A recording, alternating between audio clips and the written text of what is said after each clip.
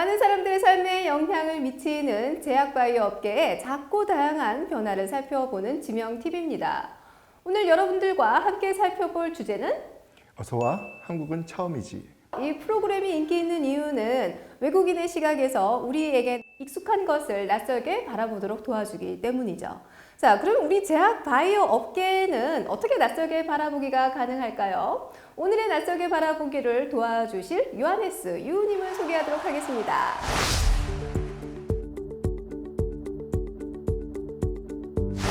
Annyeonghaseyo, 반갑습니다.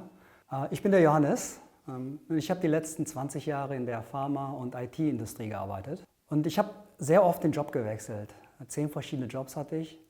Ich habe in 5 verschiedenen Ländern gelebt und gearbeitet. Und grundsätzlich bin ich sehr an Menschen interessiert und Change ist mein Partner. 반갑습니다. 저도 요하네스님이 이렇게 독일어를 하는 걸 사실은 처음 들었는데요. 한국말 굉장히 잘하시잖아요. 네, 감사합니다. 근데 정말 놀라운 게 요하네스는 한국에서 태어나신 분 아니시죠? 네, 저는 독일에서 태어났습니다. 네. 그리고 한국에 처음 오신 게 언제셨죠? 제가 2002년도에 한국에 왔는데 인생의 실수를 2번을 했어요. 2002년도 월드컵이었는데 제가 10월 달에 한국 와서 월드컵을 놓쳤고요. 그 다음에 제가 독일교포여서 그 다음에 2006년도에 월드컵이 독일에 있었는데 한국에서 살아서 그걸 놓쳤어요. 이런. 그래서 제가 2002년도에 한국에 와서 한 10 몇 년 동안 한국에 살았습니다. 사실 요하네스는 한국을 굉장히 사랑하시는 분이세요. 그래서 최근에 이제 다시 영국에 계셨다가 다시 한국에 또 돌아오셨죠? 제가 한 13년 동안 한국에서 이제는 2002년 와서 한국에서 일하다가 외국에 다시 가고 싶어서 영국 GSK 본사에 지원해서 거기서 한 4년 동안 일하다가 독일 사람으로서 애국자여서 다시 한국으로 한 5개월 전에 한국에 다시 들어왔습니다. 사실 낯설게 바라보기라고 하지만 요하네스 같은 경우는 한국 문화도 굉장히 좋아하고 우리의 독특한 문화에 대해서 잘 이해하고 있는 분이기 때문에 어쩌면 너무너무 낯설게 바라보기보다는 우리를 이해하는 관점에서 오늘의 주제에 맞게 설명해 주실 수 있는 분이라고 생각을 했습니다. 자, 저희가 그러면 굉장히 궁금한 거는 한국에 처음 오셨을 때 제약업계 쪽으로 들어오셨나요? 아니요, 저는 처음에 한국 왔을 때는 사업을 했습니다. 그러셨어요? 그 가슴 아픈 얘기 말씀하시죠? 많은 걸 배웠는데 돈은 못 벌었습니다. 한국에 처음에 제약업계에 들어오신 계기는 어떻게 되셨을까요? 한국에서 사업을 하고 그 다음에 한국에 남고 싶어서 지원을 해야 되는데 제가 가장 가고 싶었던 데가 헬스케어 그쪽으로 가고 싶어서 독일 헬스케어 업체에 지원을 해서 가게 됐습니다. 그 회사가 어디셨죠? 그게 독일 먹히죠. 맞아요. 그래서 이제 한국에 들어오셔서 이제 처음으로 제약업계를 이제 접하셨고 아마 그때 접하셨을 때 문화랑 또 이제 영국 GSK에 가셨을 때 문화랑 또 달랐을 거라 생각이 드는데요. 이제 한국 제약 문화 혹시 어떻게 좀 생각을 하세요? 이제 글로벌 관점에서. 일단은 저는 지금 한국 제약 시장에서 계속 일해서 다른 업계에서는 어떻게 되는지 잘 모르겠지만 한국 문화를 좀 설명을 한다면 단어 한 3가지가 지금 떠오릅니다. 단어 3가지. 하나는 hierarchy, 2번째는 빨리빨리, 그리고 3번째는 오늘입니다. 그래서 일단은 그거를 좀 풀어나가면 hierarchy는 다 알다시피 한국은 hierarchy의 업무에 상당히 영향을 많이 주는 것 같아요. 레벨이 회사 내에서도 있고 특히 제약업계에서는 고객이 선생님이다 보니까 그 하이라키도 상당히 다른 나라에 비해서는 다르더라고요. 지금 이 하이라키가 조직 내에서의 하이라키도 있지만 사실은 이제 고객과 제약회사 사이의 이제 하이라키에 대해서도 많이 경험을 하셨네요.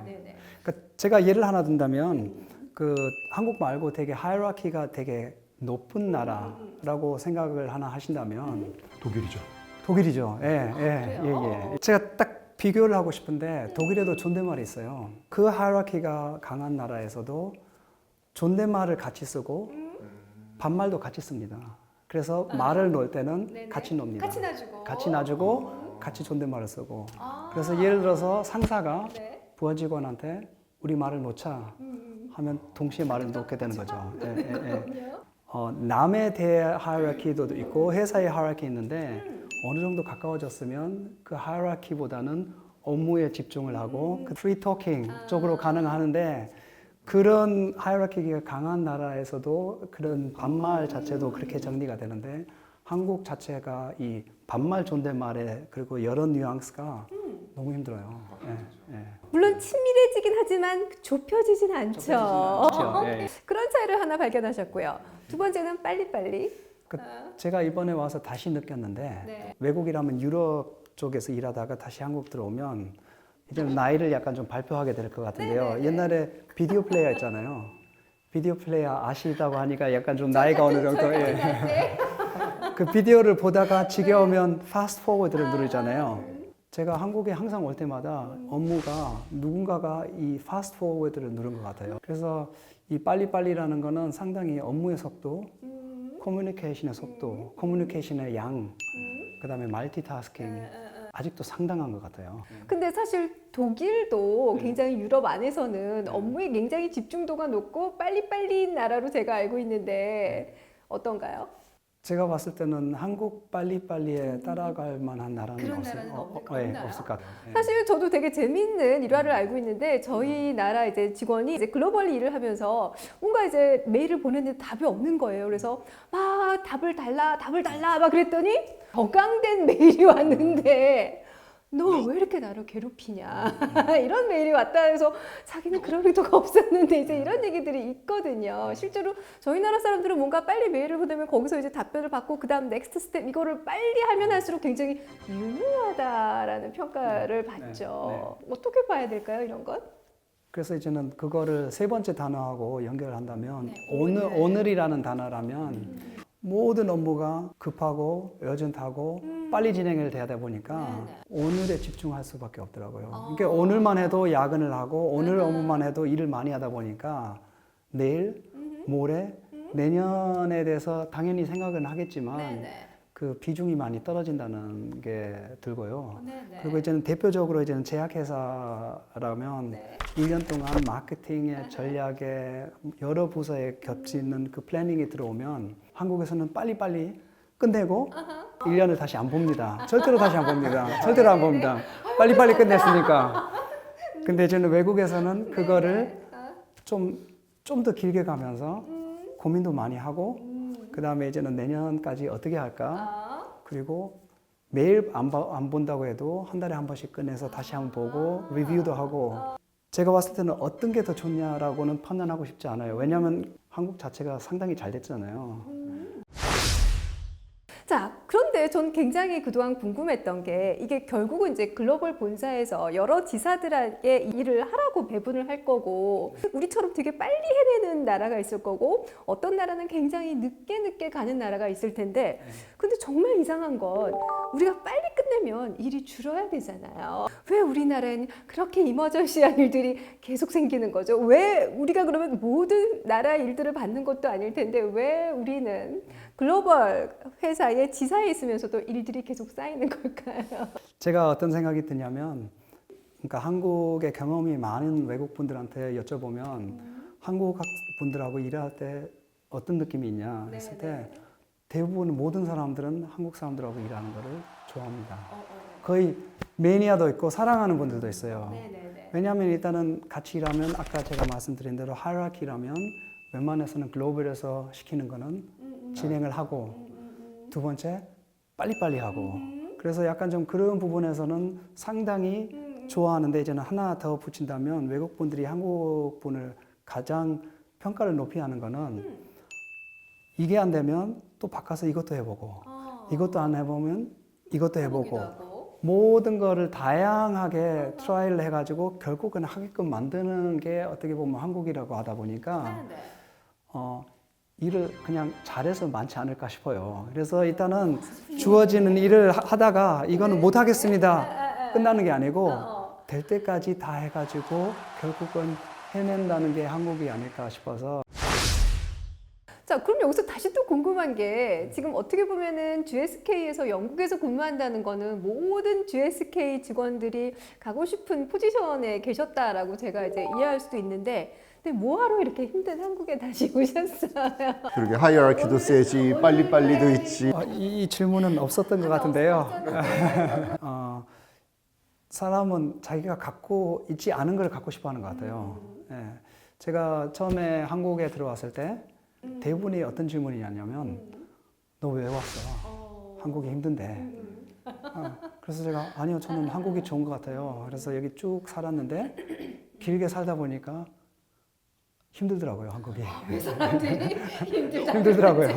그래서 제가 힘든 게 맞아서 저도 한번 다시 나가야 되겠다. 그래서 제가 이제는 지원해서 다시 나갔는데 워크 라이프 밸런스는 좋은데 좀 심심하더라고요. 네, 좀 심심하고 여기 익숙해지신 거예요?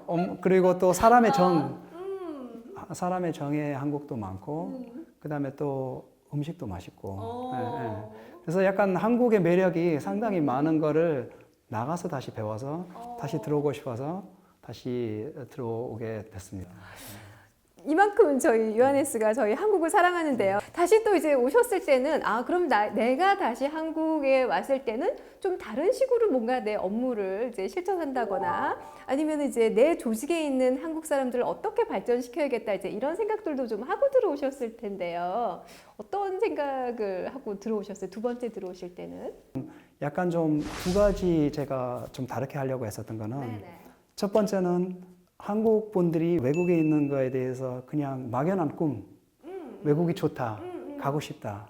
그 꿈을 약간 살짝 좀 깨주고 싶어요. 네. 이거 굉장히 중요한 얘기인데 이걸 깨준다는 건 어떤 의미일까요? 한국 문화의 뭐 장단점이랬으면 장점도 상당히 많은 것 같아요.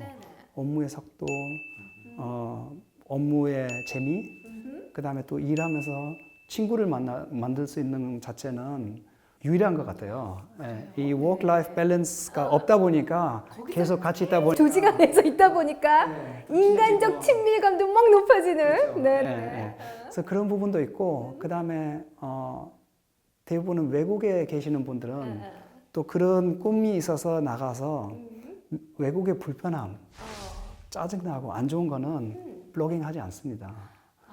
제가 런던에 사는데 이것도 안 좋고 저것도 안 좋고 런던 안 좋아요. 는 아니고요. 얼마나 좋은데요. 그렇게 하다 보니까 약간 좀 그런 어디 살아도 이게 좋은 점이 있고 나쁜 점이 있고 그래서 본인이 뭘 좋아하는 거에 따라서 한국이 좋을 수도 있고 외국이 좋을 수도 있고 어느 시점이 한국이 좋을 수 있고 다른 시점이 외국이 좋을 수 있는 거를 약간 조금 알려주고 싶으셨구나. 알려주고 싶어요. 첫 번째, 본사에서 근무하는 것이 마냥 분홍빛 꿈은 아니다. 두 번째는 실제로 이제는 회사에서 잘하는 탤런트들도 있고 가고 싶은데 손을 놓고 막연하게 기다릴 수밖에 없어요. 사람도 모르고 과정도 모르고 그래서 그런 부분에서는 멘토링, 코칭을 좀 해줄 수는 있을 것 같아요. 그러니까 무엇을 준비를 해야 되고 어떤 걸 준비해야 되고 그리고 또 제가 봤을 때는 가장 중요한 거는 자신감을 가져도 된다는 걸. 왜냐하면 한국 분들이 되게 일을 아까 제가 말씀드린 대로 빨리 잘 여러 다양하게 높은 수준을 하니까 이 외국에 대해서 너무 여기는 K리그고 거기는 뭐 프리미어리그다라고 생각을 하는데 실제로 일을 하다 보면 그렇지는 않다고 생각해서 자신감을 갖고 연락도 하고 그리고 사람이 한 두세 번 연락하다 보면 답변도 오고 그래서 본인이 길을 뚫을 수 있는 그런 방법들을 좀 보여드리고 싶은 그런 두 가지를 약간 좀 다르게 하려고 했었죠. 사실은 제가 지금 두 번째도 굉장히 중요한 게 대부분들이 본인이 이제 욕심은 있고 방법을 찾고 싶지만 제가 그런 걸 할 수 있다라고 생각해 보는 사람들은 별로 없어요. 나 메일 보내도 돼? 내가 연락해도 돼? 또는 나를 되게 어필해도 돼? 여기에 대해서 어떻게 해? 이제 보통은 이런 건데 네가 트라이를 할 수 있고 그 다음에 너를 널리 적극적으로 이제 알려라는 이제 말씀이시잖아요. 네. 그래서 지금 한국 문화 중 하나도 알아서 챙겨주는 거 상사가 너무 나서지 않은 부분. 물론 모든 사람이 그렇지는 않다고도 저도 알고 있고 또 반면에 뭐 외국 분들보다 더 하는 분들도 있겠지만 그런 애티튜드는 실제로 어디 움직이고 변화를 제가 추구할 때는 한국 문화에서 크기는 좋은데 걸림돌이 될 수 있다는 거를 그래서 약간 좀 그런 부분에서는 융통성 있게 그런 거를 좀 드리고 싶어요.